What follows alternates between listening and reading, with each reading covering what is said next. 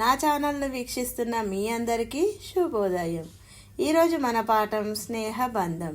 ఇక్కడ బొమ్మలో చూడండి, ఒక టీచరు, విద్యార్థులు, పిల్లలు అంతా స్నేహితులు. వాళ్ళ గురించి మనకి చెప్పడం జరిగింది. పాఠం ఉద్దేశం. స్నేహం అనేది చాలా విలువైనది. మంచి మిత్రులతో స్నేహం చేయడం చాలా అవసరం. స్నేహం యొక్క గొప్పదనాన్ని తెలియజేయడం, విద్యార్థులలో స్నేహభావాన్ని పెంపొందింపజేయడం ఈ పాఠం ఉద్దేశం.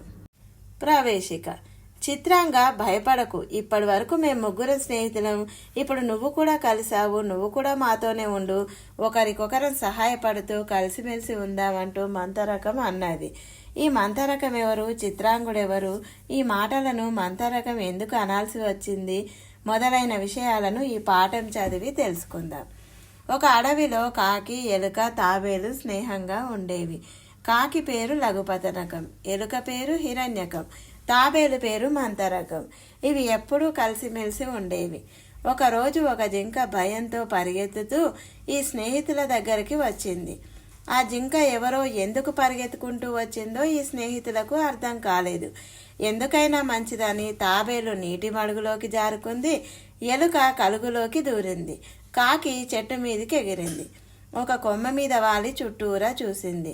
భయపడవలసిన పరిస్థితి ఏదీ లేదని నిశ్చయించుకొని స్నేహితులను బయటకు రమ్మని పిలిచింది కాకి. మడుగులో నుంచి వచ్చిన తాబేలు జింక దగ్గరకు పాకుతూ వెళ్ళింది. ఎలుక కలుగులో నుండి బయటకు వచ్చింది. కాకి నేలపైకి వచ్చి వాలింది. నువ్వెవరివి? ఎందుకు పరిగెత్తుకుంటూ వచ్చావు? ఎందుకు భయపడుతున్నావు అని తాబేలు జింకను అడిగింది. జింక ఇంకా రొప్పుతూనే ఉన్నది.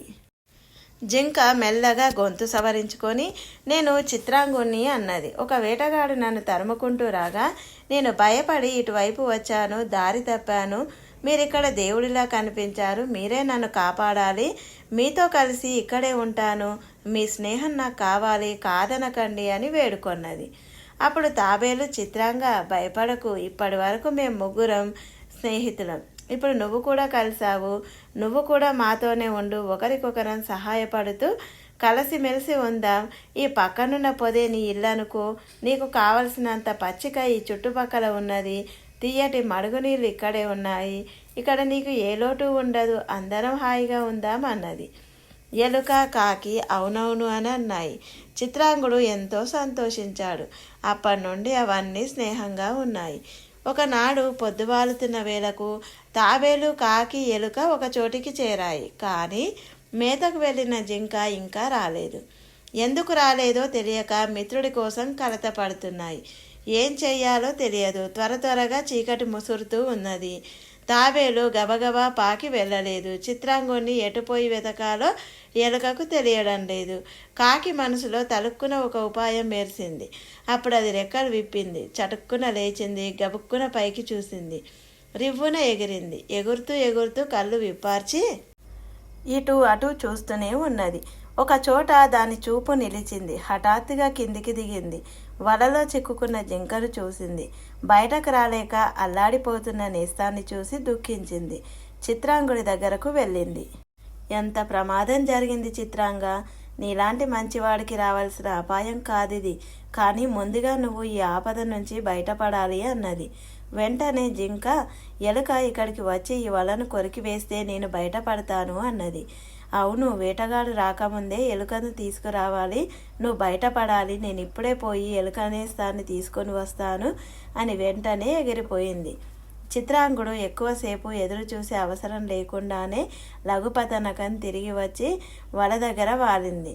దాని వీపు మీద నుండి హిరణ్యకం గబుక్కున కిందికి ఉరికి వలతాళ్ళు కొరికింది. ఒకవైపు తాళ్ళు కొరకగానే జింక బయటికి వచ్చింది. సంతోషంగా స్నేహితులు ముగ్గురు తిరుగు ప్రయాణం సాగించారు. ఇంత పెద్ద ఆపదలో నువ్వెందుకు చిక్కుకున్నావు? కొంచెం జాగ్రత్తగా ఉండాలి కదా అని అన్నది ఎలుక. ఆ మాటకు జింక, ఎంత జాగ్రత్తగా ఉన్నా ఒక్కొక్కప్పుడు అపాయం తప్పదు మిత్రమా. నా జీవితంలో ఇంతవరకు ఎన్నో అపాయాలు వచ్చాయి.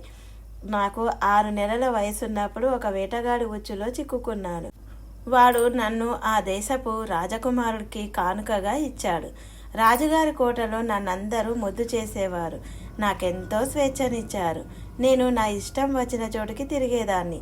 నలుగురు కూర్చొని మాట్లాడుకుంటున్నప్పుడు పక్కన కూర్చొని వినేదాన్ని. నేను కూడా వాళ్ళలాగే మాట్లాడడానికి ప్రయత్నం చేసేదాన్ని. ఒకనాడు నేను రాజభవనంలోంచి బయటకు వచ్చి వీధిలో తిరుగుతూ ఉంటే కొంతమంది పిల్లలు నా వెంట పడి నన్ను ముందుకు తరిమారు. నేనెంతో భయపడ్డాను. ఒక పూల తోట కంచె మీది నుంచి లోపలికి దూకాను. ఆ తోటలో ఆ సమయంలో అంతఃపుర స్త్రీలు విహరిస్తున్నారు. వాళ్ళు నన్ను పట్టుకొని రాజకుమారుని పడకటింటికి దగ్గరగా స్తంభానికి కట్టేశారు. ఆనాటి రాత్రి కళ్ళు మిరుమిట్లు గొలిపే మెరుపులతో, చెవులు బద్దలయ్యేటంత ఉరుములతో కుండపోత వాన కురిసింది. నా మీద కూడా వాన చినుకులు పడ్డాయి. చల్లని గాలి వీస్తూ ఉన్నది. అప్పుడు నా చిన్నప్పుడు పరుగులు తీసిన అడవి గుర్తుకు వచ్చింది. నన్ను కన్నవాళ్ళు, నా స్నేహితులు గుర్తుకు వచ్చారు. ఇలాంటప్పుడు నేను వాళ్ళతో కలిసి ఉంటే ఎంత బాగుండునో అనుకున్నాను. ఆ మాట నేను నేర్చిన మానవ భాషలో అన్నాను. నన్ను పెంచుకున్న రాజకుమారుడు నా మాటలు విన్నాడు, ఆశ్చర్యపోయాడు. ఈ వింతను కొలువు కూటంలో చెప్పాడు. పెద్దల సూచనల ప్రకారం నన్ను అడవిలో విడిచిపెట్టమని తన సేవకులకు చెప్పాడు. ఈ విధంగా మళ్ళీ నేను పుట్టిన అడవికి వచ్చాను. స్వేచ్ఛగా బతికాను. ఒక వేటగాడు తరుముతుండగా బెదిరి మీ దగ్గరికి వచ్చాను. తర్వాత సంగతి అంతా మీకు తెలిసింది.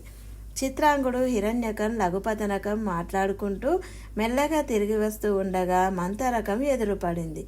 స్నేహితులను చూసి ఊపిరి పీల్చుకుంది. కానీ ఎలుక మాత్రం తాబేలును కోప్పడింది. ఏం కొంప మునిగిపోయిందని వచ్చావు నువ్వు? మేము వస్తూనే ఉన్నాం కదా అన్నది. వీళ్ళ సంభాషణ ఇట్లా సాగుతుండగానే వేటగాడు అటువైపు రావడం కాకి చూసింది. వేటగాడు వస్తున్నాడు, వడవడిగా నడవండని స్నేహితులను కాకి తొందర పెట్టింది. ఇంతలో వేటగాడు రానే వచ్చాడు. ఎలుక కలుగులోకి దూరింది. జింక దాక్కున్నది. తాబేలు మాత్రం భయంతో నిలిచిపోయింది. వేటగాడు దగ్గరకు వచ్చాడు. దాన్ని పట్టుకొని ఇంటికి కట్టుకున్నాడు. ఉన్నట్టుండి ఇంకో ఉపద్రవం వచ్చినందుకు స్నేహితులంతా నివ్వెరపోయారు. మిగిలిన ముగ్గురు స్నేహితులు వెంటనే చురుగ్గా ఆలోచించారు. ఎలుక ఒక ఉపాయం చెప్పింది. ఆ ఉపాయం ప్రకారం కొంత దూరంలో వేటగాడు వెళ్లే దారిలో ఒక చెరువు దగ్గర జింక చచ్చిన దానిలా పడి ఉంటే కాకి జింక మీద వాలి దాని కళ్ళు పొడుచుకొని తింటున్నట్టు నటిస్తూ ఉన్నది. వేటగాడు అది చూసి ఎదురుగా జింక దొరికినందుకు మురిశాడు. జింకను భుజానికి ఎత్తుకుందామని తాబేలును కింద పెట్టి జింక వైపు నడిచాడు. అది చూసి ఎలుక తాళ్లను కొరికింది. తాబేలు మడుగులోకి జారింది. ఎలుక కలుగులోకి దూరింది. కాకి కావు కావు అంటూ ఎగిరింది. జింక చెంగున ఉరికింది. ఇది ఈ కథలోని స్నేహితులు. ఒకసారి జింక అపాయంలో పడినప్పుడు కాకి, ఎలుక కాపాడినాయి. ఈసారి తాబేలు అపాయంలో పడినప్పుడు జింక, కాకి, ఎలుక ముగ్గురు కలిపి కాపాడినాయి.